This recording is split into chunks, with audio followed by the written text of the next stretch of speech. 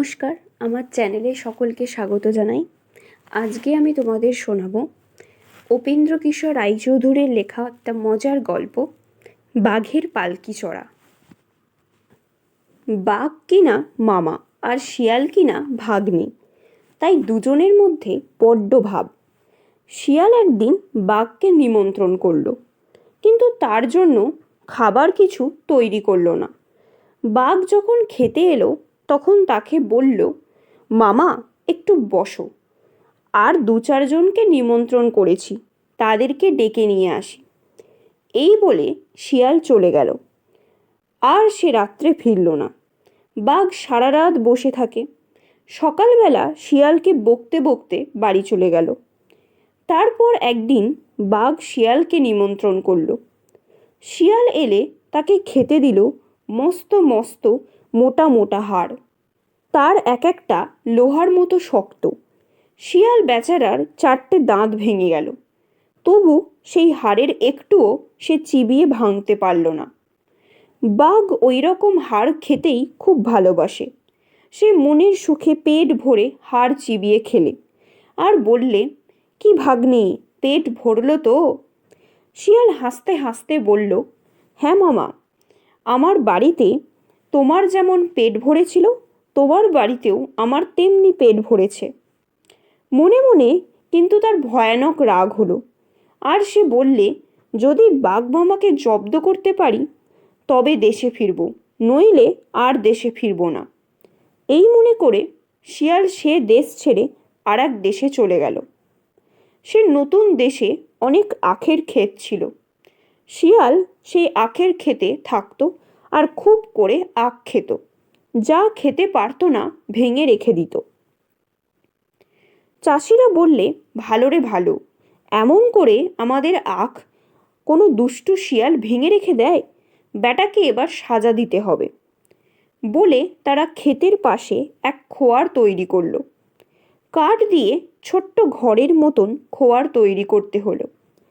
তার ভিতরে কোনো জন্তু ঢুকলে তার দরজা আপনিই বন্ধ হয়ে যায়, তাতেই সে জন্তু খোয়ারের ভিতর আটকা পড়ে। চাষিরা যখন খোয়ার তৈরি করছে, শিয়াল তখন হাসছে আর বলছে, আমার জন্য না মামার জন্য? এমন সুন্দর ঘরে মামা থাকলেই ভালো হয়। তার পরদিনই সে বাঘকে গিয়ে বললে, মামা, একটি বড় নিমন্ত্রণ তো এসেছে, রাজার ছেলের বিয়ে, সেখানে আমি গান গাইব আর তুমি বাজাবে, আর খাবো যা তার তো কথাই নেই, তারা পালকি পাঠিয়েছে, যাবে মামা? বাঘ বললে, তার যাব না, এমন নিমন্ত্রণটা কি ছাড়তে আছে? আবার তারা পালকিও পাঠিয়েছে।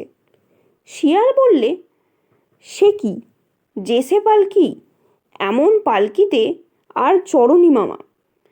এমনি কথাবার্তা বলে দুজনে সেই আখের ক্ষেতের ধারে এলো, যেখানে সেই খোয়ার রয়েছে।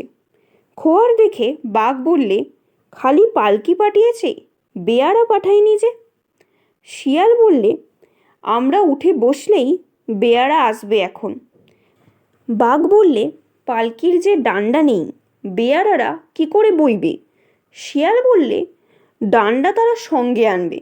একথা শুনে বাঘ যেই খোয়ারের ভিতর ঢুকেছে, অমনি ধড়াস করে তার দরজা বন্ধ হয়ে গিয়েছে।